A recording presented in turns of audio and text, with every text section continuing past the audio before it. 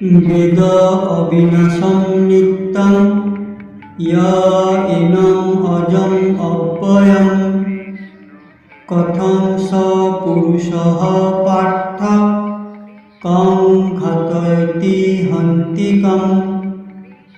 হে পার্থ, যিনি এই আত্মাকে অবিনাশী, শাশ্বত, জন্মরহিত ও অক্ষয় বলে জানেন, তিনি কিভাবে কাউকে হত্যা করতে পারেন কিংবা হত্যা করার কারণ হতে পারেন? হে অর্জুন, যিনি এই আত্মাকে নাশরহিত, নিত্য, অজন্ম আর অব্যয় মানেন, তিনি কিভাবে এই আত্মাকে মারতে পারেন কিংবা মারাতে পারেন? যিনি এটা জানেন আত্মাই সব থেকে বড় সত্য, তিনি কিভাবে মারতে পারেন কিংবা মারাতে পারেন?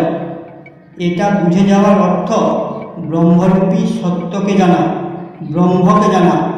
সত্যের থেকে অধিক মিথ্যেকে গুরুত্ব দিয়ে থাকি, আত্মার থেকে অধিক পার্থিব শরীরকে। পার্থিব শরীর যেটা মাটি দিয়ে বানানো আর আগুনে পুড়ে মাটিতেই মিশে যাবে।